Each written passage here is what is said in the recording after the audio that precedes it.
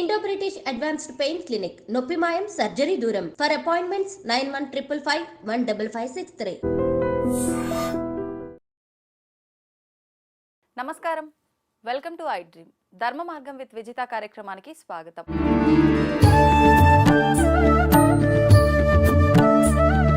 ప్రస్తుతం మనతో పాటు ఉన్నారు sun spiritual society founder, vegetable therapist Vikramaditya garu. ఇప్పుడు వారితో మాట్లాడి మరిన్ని విషయాలు తెలుసుకుందాం. నమస్తే అండి. సూర్యోస్మితల్లి, ఎలా ఉన్నారు? సూపర్. అసలు అడగొద్దు ఈ క్వశ్చన్ నేను మిమ్మల్ని. మీ దగ్గర నుంచి ఆ టిప్స్ తీసుకొని మేము ఫాలో అయ్యి మేము కూడా అలా ఉండాలి తప్ప మిమ్మల్ని అడగకూడదు అసలు. అంటే ఇప్పుడు ఒక మనిషిని పలకరించడానికి ఒక మంచిది అంటే ఎలా ఉన్నారు అనేది పలకరింపు కానీ అంటే నేను కనిపిస్తూ ఉంటాను. అవును, నా నోటి నుంచి వచ్చేది ఎప్పుడు కూడా సూపరే. అవును, అంటే నేను చాలా ఆరోగ్యంగా ఉన్నారు అనేది కనిపిస్తూ ఉంటాను. టాపిక్ ఏంటంటే ఆరోగ్యానికి సంబంధించి. ఇప్పుడు మనకు ఆరోగ్య ప్రదాత సూర్య భగవానుడు అంటారు. మరి ప్రత్యేకించి సూర్య భగవాను ఆరాధించాలి అని అంటే భాను సప్తమి రోజు ఆరాధిస్తుంటారు అని చెప్పి అంటుంటారు. అంటే ప్రతి ఆదివారాలు ఆయనకు చేయాల్సిన విధి విధానాలు చేస్తున్నా ప్రత్యేకించి ఆదివారం సప్తమి కూడుకున్న రోజు కనుక వస్తే భాను సప్తమి అని చెప్పి ఆ రోజు సూర్యుని ఆరాధించాలని చెప్పి చెప్తూ ఉంటారు. మరి ఈ మార్గశిర మాసంలో వచ్చే భాను సప్తమికి మనం ఎటువంటి విధి విధానాలు ఆచరిస్తే ఆయన అనుగ్రహం అనేది మనందరిపైన ఉంటుందంటారు? మార్గశిర మాసం ఇప్పుడు ఇంకొకటి ఏంటంటే ధనుర్మాసం కూడా. అవును, 16వ తారీఖున ధనుర్ సంక్రమణం జరిగింది. అంటే ప్రతి నెలకి కూడా మనకి 2 మాసాలు ఉంటాయి. ఒకటి చాంద్రమానాన్ని అనుసరించి, ఇంకొకటి సౌరమానాన్ని, సూర్య సంచారాన్ని బట్టి ఇవి 2 జరుగుతుంటాయి. ఇక్కడ అంటే మిగతా మాసాలకి ఎలా ఉన్నా ధనుర్ సంక్రమణం జరిగిన తర్వాత నెలగంట పట్టడం ధనుర్మాసము అనేది కూడా ప్రాశస్త్యంలోకి ఉంటుంది. ఇక్కడ సూర్యుడిని ఆయన పేరు విష్ణువు.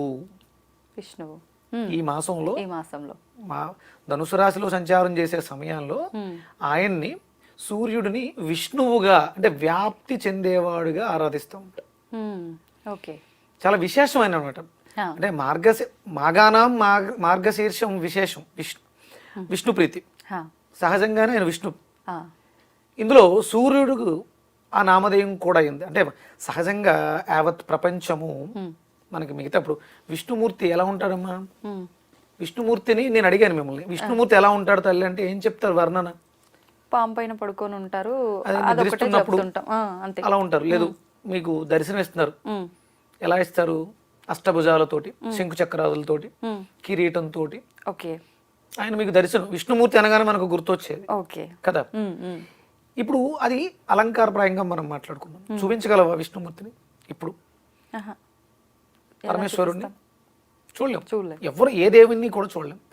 ఇక్కడ మనం సూర్యుడిని చూడగలవా? చూడగలం. చూపించగలవా? చూపిస్తాం కదా. అంటే ప్రత్యక్షంగా మనకి కనిపించే దైవం బ్రహ్మ విష్ణు శివాత్మక స్వరూపం ఆయనే. సర్వము ఆయనే, సూర్యమయమే. సూర్యుడితోటే మన జీవితం. అంటే ఇప్పుడు మీరు ఏదో ఆదివారం ఆయన ఆరాధిస్తాం, లేకపోతే సప్తమి ఆదివారం వస్తే భాను సప్తమిగా ఆరాధిస్తాం. నిజంగా భారతదేశంలో పుట్టిన వాళ్ళం అందరం సూర్య ఆరాధకులమే, సూర్యుని ఉపాసించే వాళ్ళమే, ఫాలో అయ్యే వాళ్ళమే. కాకపోతే అందరూ కృతజ్ఞులు, కృతజ్ఞత లేని వాళ్ళు. కృతజ్ఞత అంటే ఏంటో తెలుసు కదా మీకు? థ్యాంక్స్ చెప్పడం. అంతే. ఇప్పుడు అది చెప్పడానికి సమయం లేదు కాబట్టి కృతజ్ఞత లోపిస్తే ఏమొస్తాయి? ఇబ్బందులే వస్తాయి. ఇప్పుడు ఒక మంచి పని చేసావమ్మా, నాకు ఏదో ఇచ్చావు, నేను నాకు అహంభావం, నీకు నేను ఎందుకు థ్యాంక్స్ చెప్పాలి అని ఇదిలో ఉన్నాను. చేసావు, నెక్స్ట్ డే కూడా చేసావు, తర్వాత కూడా చేసావు. నా అహంకారంతో నేను నీకు రెస్పాండ్ ఇవ్వట్లే. అప్పుడు ఏం చేస్తావు? ఇవ్వటం మానేస్తావు. అంతే. ఇప్పుడు సూర్యుడి విషయంలో మనం చేస్తున్నది అదే. కానీ అంటే ఇక్కడ నువ్వేంటంటే నీ ధర్మం ప్రకారం మానేయలేదు, ఇస్తూనే ఉన్నావు. కానీ నేను థ్యాంక్స్ చెప్పడం లేదు. అంటే నువ్వు ఇచ్చేటప్పుడు ఆనందంతో కాకుండా బాధ్యత, వృత్తి, ధర్మంగా చేస్తాం అంతే. ఆయన తన ధర్మం ప్రకారం సూర్యోదయ సూర్యాస్తమయాలు ఆయన చేసుకుంటూ వెళ్ళిపోతాడు. కృతజ్ఞత చెబితే నువ్వు ఇస్తున్నావు, ఆయన సంతోషిస్తాడు. నీ వృత్తి ధర్మం ప్రకారం నువ్వు నాకు ఇస్తూ ఉన్నావు, నేను థ్యాంక్స్ చెప్పాను అనుకో, మన ఇద్దరి మధ్య సత్సంబంధాలు బాగుంటాయి. ఒకవేళ అవకాశం ఉంది, ఇవాళ 100 ఇస్తున్నావు, కొంచెం ఎక్కడో అవకాశం ఉంది, ఇంకొక 10 ఎక్కువ ఇస్తావు, కృతజ్ఞత చెప్తున్నావు. వీడికి అహంకారం ఎక్కువ, వీడికి రెగ్యులర్ గా మనం చేసే పని చేస్తున్నా వీడి దానికి ఈ తిరిగి Respond అవ్వట్లేదు. అవ్వట్లేదు కాబట్టి వీడికి ఎందుకు ఇవ్వాలి, ఇంకోటికి ఎవరికైనా ఇద్దాం. ఎవడైతే ఇక్కడ సూర్యుడి విషయంలో అదే జరుగుతుంది. కానీ ఇప్పుడు మనుషుల వరకు ఓకే ఇదంతా కృతజ్ఞత తెలుపుకోవడము, సారీలు చెప్పుకోవడము, థ్యాంక్స్ చెప్పుకోవడం, కానీ భగవంతులు కూడా అలా ఆశిస్తారా? అమ్మ భగవంతుడు ఎప్పుడు కూడా ఏది ఆశించడమ్మా. అంటే ఇక్కడ ఆశించడం అంటే ఏంటి? సూర్యుడు కృతజ్ఞత తెలియచేయటం. అంటే కృతజ్ఞత తెలియచేయటం అంటే మనం ఏమైనా ఫ్లైట్ వేసుకుని దగ్గరికి వెళ్ళి ఏమైనా టిఫిన్ పెట్టి వస్తాం కాదు కదా. అంటే బయటకు వచ్చి సూర్యోదయ సమయంలో అంటే ఆయన వస్తున్న సమయంలో ఆయనకు ఎదురుగుండా నిలబడి థ్యాంక్స్ చెప్తాం. ఇక్కడ ఈ థ్యాంక్స్ చెప్పేటప్పుడు ఆయన ఖాళీ ఊరుకుంటాడా? ఆశీర్వదిస్తారు, మళ్ళీ ఇచ్చేస్తాడు. ఇది చెయ్యమంది. అంటే కృతజ్ఞత చూపించాలి. ఆయన నువ్వు చూపించినా చూపించకపోయినా నువ్వు పీల్చే గాలి, నువ్వు చూసేటువంటి వస్తువు, నువ్వు తినే ఆహారం, A to Z ఆయన ఇస్తున్నాడు కదా. ఇస్తున్నారు. నువ్వు థ్యాంక్స్ చెప్పట్లేదు, నీకు సమయం దొరకట్లేదు అని వదిలేస్తున్నాడు. ఇది చెప్పకపోవడం వల్ల ఏమవుతుంది? బద్దకించి 8 గంటల దాకా పడుకుని లేటుగా లేచి అగులో బగులో పరిగెట్టుకుంటూ వెళ్ళి వర్క్ ఫినిష్ చేసుకుని నైట్ లేట్గా ఇంటికి వచ్చి ఏదో తినేసి 4 మెతుకులు పడుకుని ఇది నీ జీవితం ఇలా అయిపోయిన తర్వాత లేవడానికి అవకాశం లేని స్థితిలో మంచంలో ఉంటూ హాస్పిటల్ చుట్టూ తిరుగుతూ, ఇది కృతజ్ఞత చూపించడానికి సమయం లేకపోవడం వల్ల వచ్చేటువంటి సమస్య. కోరి మనం తెచ్చుకున్నది. అంటే కృతజ్ఞత చూపించడం వల్ల ఏమొచ్చింది? మళ్ళీ లాభం వచ్చింది.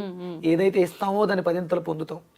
ఇక్కడ అంటే మిగతా విషయాలన్నీ పక్కన పెడితే ఆయన లోక బాంధవుడు, లోక రక్షకుడు. ఆయన నువ్వు థ్యాంక్స్ చెప్పినా చెప్పకపోయినా మల్లెపువ్వు మీద తన పరిమళాలను ఎలా అయితే వెదజల్లుకుంటూ వెళ్తాడో మృత కళేబరం మీద కూడా ఆయన అదే కిరణాలు ఉంటాయి. తారతమ్యం ఏమీ చూపించదు ఆయన విషయంలో. ఇక్కడ నేను ఇదంతా చెప్తున్నానంటే బ్రిటిషర్స్ భారతదేశం ప్రవేశించి భారతీయుల్ని ఎలా వశపరుచుకోవాలి, మన సంపద శక్తి ఏంటి అని ఆలోచించి పన్నిన కుట్రలో భాగంగా మనం దాంట్లో ఇరుక్కుపోయి ఉన్నాం. సూర్య ఆరాధనలో ఇది ఇప్పటిది కాదమ్మా, కొన్ని వేల సంవత్సరాల క్రితం మయాన్ సివిలైజేషన్ అంతకు పూర్వం కూడా ఉంది. కొన్ని వేల సంవత్సరాలు. ఇంకా ఒక రకంగా చెప్పాలంటే భారతదేశంలోనే తక్కువేమో. మీకు యూరోప్ కంట్రీ కొన్ని వేల సూర్య దేవాలయాలు, మయాన్ సివిలైజేషన్, అందరూ సూర్య ఆరాధకులే. మీకు ఆదిత్య హృదయ స్తోత్రంలో ఉంటుంది బ్రహ్మ విష్ణు శివాత్మక స్వరూపుడు, ఇంద్రుడు, స్కందుడు, బ్రహ్మ, వీళ్ళందరూ అంటే దేవతలు, రాక్షసులు, యక్షులు, గంధర్వులు అందరూ ఆరాధించే ఏకైక ఆత్మ పరమాత్మ స్వరూపం ఎవరు? సూర్యుడే. ఈ కాదనగలరా? కాదనగలవా? లేదు. ఆయన అంటే చేష్టలు ఉడిగి ఇవాళ సాయంత్రం వరకు కష్టపడి అన్ని చేష్టలు పడుకున్నాం, చీకటి అయిపోయింది. రేపొద్దుట తెల్లవారు లేదమ్మా, వెలుతురు రాలా, ఏంటి పరిస్థితి? ఎక్కడికక్కడ అన్ని ఆగిపోయినట్టే. ఇదా ఒక వారం 10 రోజులు జరిగింది. ఒక 3 రోజులు 4 రోజులు ముసురు పట్టి వర్షం పడుతూ ఉంటేనే ఎప్పుడు వస్తావయ్యా బాబు అని ఎదురు చూస్తూ ఉంటాం. తెలుస్తుంది ఆయన విలువ.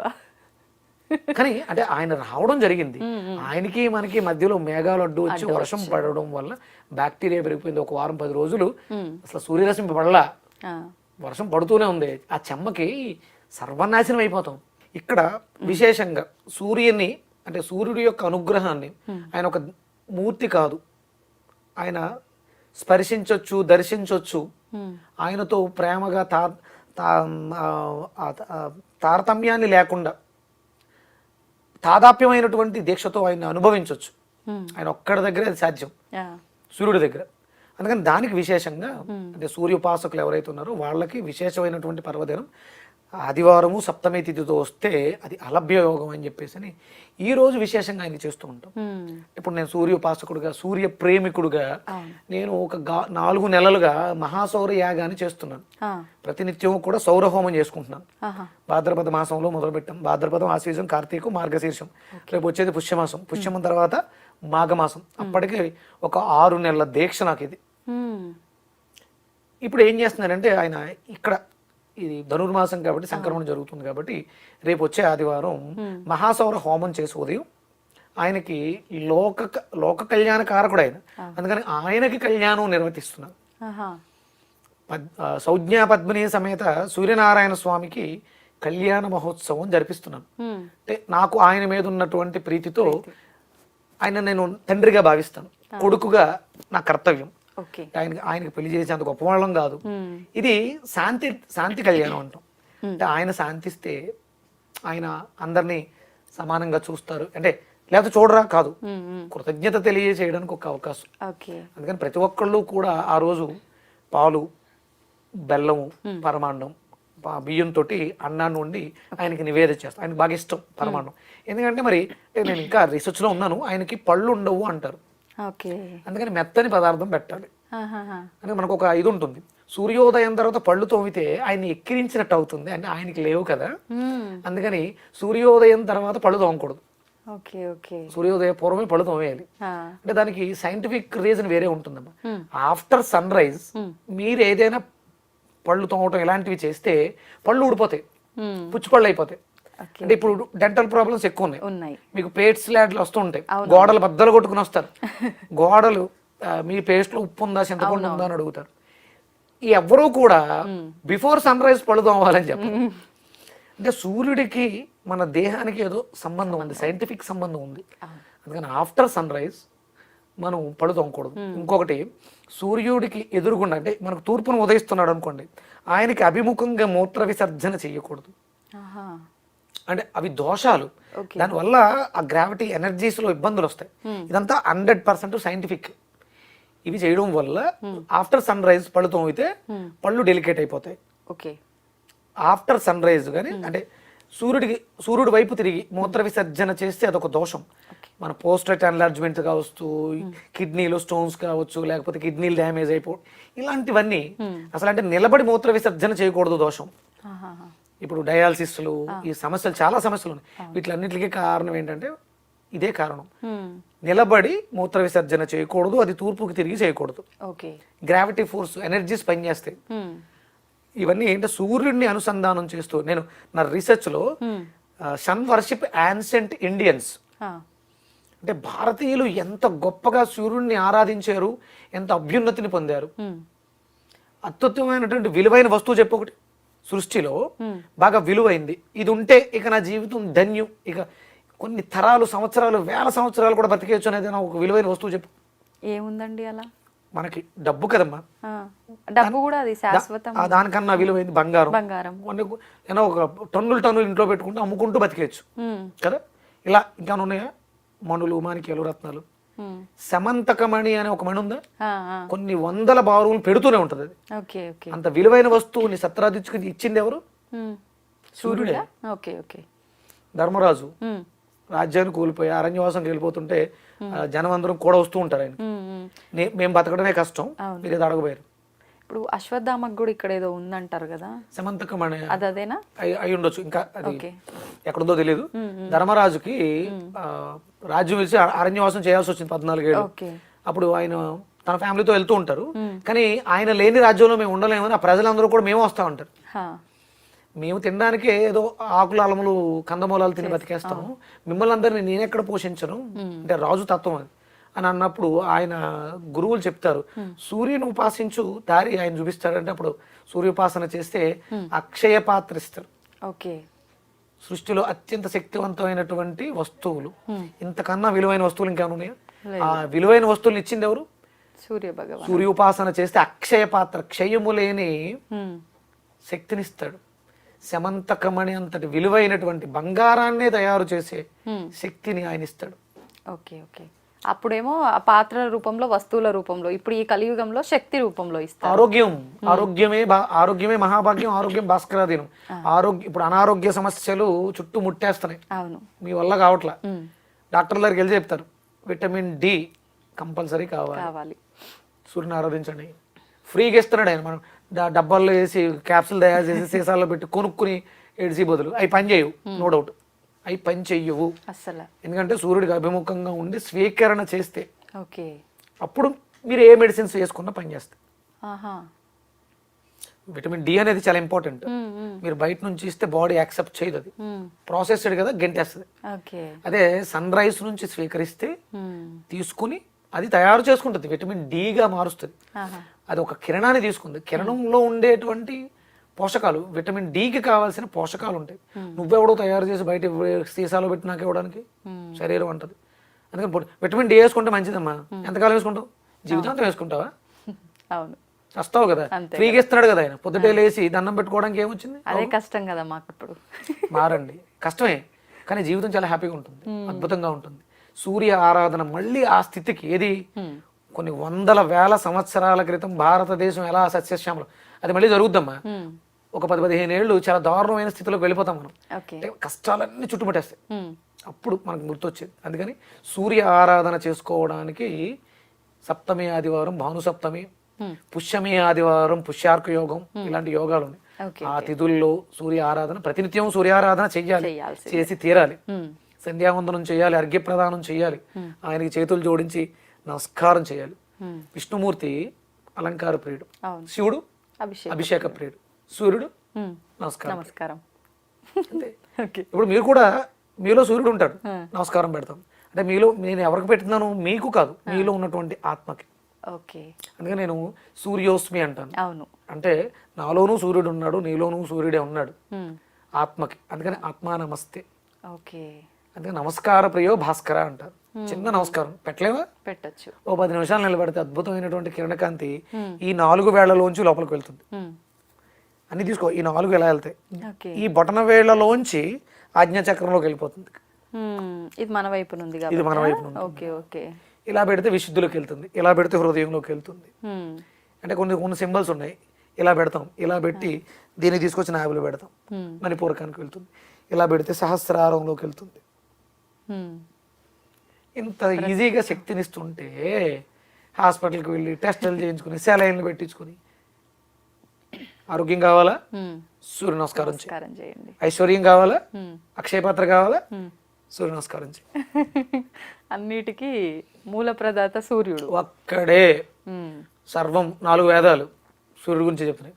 అష్టాదశ పురాణాలు, 18 పురాణాలు సూర్యుడు గురించి చెప్తాయి. ఓకే, ఇప్పుడు మీరు అన్నట్టుగా ఓన్లీ ఆ నైవేద్యం ఒక్కటి వండి దేవుడికి నివేదన చేయడంతో పాటు మంత్రం కూడా సూర్యుడికి సంబంధించింది ఏదైనా చెప్పుకునే అవకాశం? అద్భుతంగా ఉన్న మంత్రాలన్నీ ఆయనవేనమ్మా. విష్ణు సహస్రనామార్చలో ఉన్న మంత్రాలన్నీ ఆయనవే. అంటే మంత్రాలు కదా అవన్నీ, శ్లోకాలు. మంత్రాలు మనకి అద్భుతమైనటువంటి మంత్రాలు వేదం ఇస్తుంది. వేదంలో అద్భుతమైనటువంటి మంత్రాలు ఉన్నాయి. అవి మనకి చదివేంత నాలెడ్జ్ లేకపోవచ్చు, కానీ ఓం గృణి సూర్య ఆదిత్య ఓం, ఓం గృణి సూర్య ఆదిత్య ఓం. ఇంకా కొంచెం ఓపిక ఉంది. ఓం హరాం హ్రీం హ్రూం హరైం హ్రౌం హ్రహ సూర్యాయ నమః. మాకు ఫస్ట్ ఇదే కావాలి. సింపుల్ గా ఉంటుంది. అంటే ఎంత చేసుకున్నవాడికి అంత. ఆయన అక్షయ పాత్రని పొందే అంత చేసుకున్నాడు, సత్రాజిత్తుడు సమంతకమణిని పొందే అంత చేసుకున్నాడు. ఆయన అవసరాలు అలా ఉన్నాయి. మనకు ఆరోగ్యం కావాలి, చేతులు నోడించి ఓం గృణి సూర్య ఆదిత్య ఓం, ఓం లేకపోతే ఓం సూర్యాయ నమః. అంటే నాకు భగవంతుడు ఇచ్చినటువంటి స్ఫురణ, సూర్య అష్టాక్షరి మంత్రాన్ని ఆయన నాకు ప్రసాదించారు. ఓం సూర్య నారాయణాయ, ఓం సూర్య నారాయణాయ. అష్ట కష్టాల నుంచి మన జాతకంలో ఉన్నటువంటి అష్టము అంటే ఆయుష్ దోషాలను కూడా తొలగించేటువంటి అద్భుతమైన శక్తివంతమైన మంత్రం సూర్య అష్టాక్షరి. ఇప్పుడు ఇది ఎవరైనా చేసుకోవచ్చా? గురువు ఉండాల్సిందేనా? అవసరం లేదు. ఇప్పుడు నేను అంటే మీరు నన్ను గురువుగా, అంటే ఇప్పుడు మీరు నాకు ఎదురుగా చెప్పారు, నేను ఒక గురువుగా భావిస్తాను, నేను చేసుకోవచ్చు. ఇప్పుడు వీడియోలో చూసే వాళ్ళకి మీరు ఎదురుగా ఉండి అలా చెప్పట్లేదు కదా. ఆయన ఎదురుగానే ఉన్నాడుగా. అంతే, నేను ఆయనకి రిప్రజెంటేటివ్. నేను గురువుని కాదు ఒరిజినల్ గా. ఆయనకి నన్ను ఒక పనికి పెట్టుకున్న పనివాడిని, ఆయన పనివాడిని. ఆయన నన్ను బాగా చూసుకుంటున్నాడు, ఆయన విషయాలు చెప్పమన్నాడు. మీరు ఆయనకి తిరగబడి విక్రమాదిత్య చెప్పాడు ఓం సూర్యనారాయణ ఆయన వినండి, ఆయనలోంచి వస్తాయి. ఆయన నాకు వినిపించేలా చెప్పాడు. మనకు మామూలుగా మనకి ఓం నమో నారాయణాయ అష్టాక్షరి, ఇది నాకు ఆయన ఇచ్చారు సూర్యనారాయణాయ, సూర్య అష్టాక్షరి ఆయన ఇచ్చాడు. కనిపిస్తున్నాడు కదా, అలా చూసి సూర్యనారాయణాయ అని చెవి పెట్టండి, వినబడుతుంది. ఆయన చెవిలో ఆయన ఇస్తారు. అంటే కొన్ని వాటికి శ్రీ విద్యా ఉపాసనలు కొన్ని మంత్రాలు ఉంటాయి, ఉపాసనలు ఉంటాయి, అవి గురువులు ఇవ్వాలి. ఎందుకంటే వాటి వల్ల ప్రమాదాలు ఉంటాయి.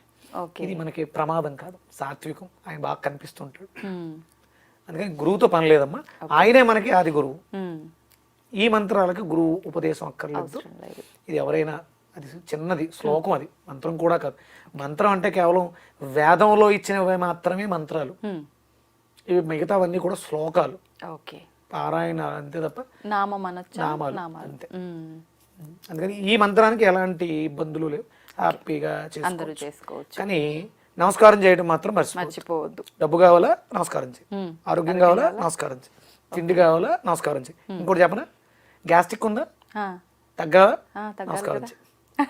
నమస్కారానికి తగ్గిపోద్దా అండి? తగ్గుద్దండి. రోజు చేసి చూడండి. సూర్యోదయ సమయంలో సూర్యుడికి ఎదురుగుండా నిలబడి నమస్కారం చేయండి. ఎన్ని రోజులు చేయాలండి అలా?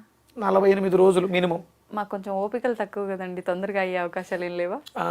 48 ఎంతమ్మా? 96. ఓకే, చేయండి. పెంచేశారు. కడుపు మంట కడుపులో మంట రెండూ తగ్గుతాయి. ఓ, కడుపు మంటే తగ్గాలి, అందరికీ ఉన్నది ఇదే ఇప్పుడు. ఓకే, మొత్తానికైతే మనం ఎన్ని రోజులు చేసామన్నది ఇంపార్టెంట్ కాదు, ప్రతినిత్యం చేసుకుంటూ పోతే ఇంకా మంచి ఫలితాలు. మీకు అది తగ్గాలంటే ఒక చిన్న ప్రక్రియ ఉంది. వజ్రాసనంలో కూర్చుని ఓకే, కుడి చేతి పిడికిల్ని బిగించి బొడ్డు మీద పెట్టుకోండి. బొడ్డు మీద పెట్టి ఎడం చేత్తో దాన్ని అదిమి పట్టండి. ఇలాగేనా? కుడి చేతి పిడికిలు మిగించి బొడ్డు మీద పెట్టుకుని ఎడం చేతిని పైనెట్టి అదిమి పట్టు. గాలిని పీలుస్తూ నెమ్మదిగా ఫ్రంట్ కొంగండి వజ్రాసనంలో. ఓకే, తల మోకాళ్ళ దగ్గరకు వచ్చింది కదా, ఎంత దిగితే అంత, పూర్తిగా దిగాల్సిన అవసరం లేదు, టైట్ గా ఉంటుంది. ఎందుకంటే మీరు ఇన్హేల్ చేశారు, ఉబ్బరించినట్టు ఉంటుంది. మళ్ళీ నెమ్మదిగా ఎక్సైల్ చేస్తూ విడిచిపెట్టారు. అప్పుడు పైకి వస్తూ ఉండాలా? పైకి రావాలి, పైకి ఎక్సైల్ చేస్తూ పైకి రావాలి, ఇన్హేల్ చేస్తూ కిందకి వెళ్ళాలి. ఇలా 9 times before food, empty stomach, regular గా మీరు ఒక 21 days చేయండి. 1 week లో రిజల్ట్ ఉంటుంది, 21 days లో అద్భుతంగా క్యూర్ ఉంటుంది. ఫైనాన్షియల్ బ్యాంకింగ్ పెరుగుద్ది, ఖర్చులు తగ్గుతాయి. ఎందుకంటే సూర్యుడు అద్భుతమైనటువంటి మేనేజ్మెంట్ అన్నమాట, అద్భుతంగా ఇస్తాడు. డబ్బు నిల్వలు పెరుగుతాయి, రిలేషన్స్ స్ట్రాంగ్ అవుతాయి. ఓకే, మీరు అన్నట్టు కడుపు మంట కూడా తగ్గుతుంది. కడుపులో మంట ఎలాగ తగ్గిపోతుంది అంటే 2-3 రోజులు కడుపులో మంట తగ్గిపోతే కడుపు మంట ఇవి కూడా తగ్గిపోతాయి. ఏమో అండి, ఏం తగ్గుద్దో ఏమో మీరు చెప్తున్నారు, కానీ పక్కన వాళ్ళు ఎదుగుతున్నంత వరకు ఆ మంట తగ్గదేమో అని అనుకుంటాం సాధారణంగా. చేసి చూడండి, ఎందుకంటే ఆత్మతత్వం, యాక్సెప్టెన్సీ, రియాలిటీ అనేది ఒప్పుకోదు. ఎందుకంటే మనం తిన్న పదార్థం దాన్ని అలా అందరూ అంటే పొద్దున మీరు మాట్లాడుకుంటున్నాడు మంచి పదం వచ్చింది, ఫ్రోజన్ ఫుడ్ అంటే కాదు, ఫుడ్ ను ఫ్రోజన్ చేస్తున్నాం లోపలేసి. తిన్నది అరక్క కడుపులో మంట, కడుపు మంటకు కారణం అవుతుంది. ఓ, అతి నిద్ర, అతి తిండి వల్ల ఇవన్నీ ఇబ్బందులు. ఏదైనా మోతాదు. లెస్ లగేజ్ మోర్ కంఫర్ట్ అమ్మా. అది మనం చేయట్లేదు, అత్యాస. అవతలోడు బాగున్నాడు, ఎంత బాగున్నాడు అంటే 100 కోట్లు సంపాదించేది బాగున్నాడు, నువ్వు బాగున్నావు. ఆడు 100 కోట్లు సంపాదించి ప్రశాంతంగా ఉన్నాడంటే వాడు 100 కోట్లు కనపడుతున్నాయి తప్ప ఆడు ప్రశాంతతో మనకేంటి పని? అవును అవును. మీరు 1 కోటి రూపాయలతోటో 10 లక్షలతోటో ఆరోగ్యంగా ఉన్నారు, 2 పూట్ల తింటూ కంటి నిండా నిద్రపోతూ ఉన్నారు. కాకపోతే ఆడు ఎదిగిపోయాడు, 100 కోట్లు సంపాదించాడు అనేది నిద్ర పట్టనివ్వట్లేదు తప్ప మీరే బాగున్నారు. వాడు ఆ 100కి ఎన్ని తంటాలు పడుతూ ఉంటాడు, అది మనకు అక్కర్లేదు. దాన్ని తెలిసేలా చేస్తుంది రియాలిటీలో. గతం బాధని, భవిష్యత్తు భయాన్ని, వర్తమానం ఆనందాన్ని చేకూరుస్తాయి. వర్తమానంలోకి వచ్చేస్తారు సూర్యుడితో అనుసంధానం చేస్తే, అంటే ఆనందంగా ఉంటారని. ఆనందంగా ఉంటారు. సూర్యుడితో నడక, విక్రమాదిత్యులతో మాటామంతి ఆనందంగా ఉంచుతుంది. అందుకే కళ్ళల్లోంచి నీళ్ళు కూడా వస్తున్నాయి. ఓకే అండి, సంతోషం. చాలా మంచి విషయాలు తెలియజేశారు, ధన్యవాదాలు. సూర్యోస్మి తల్లి.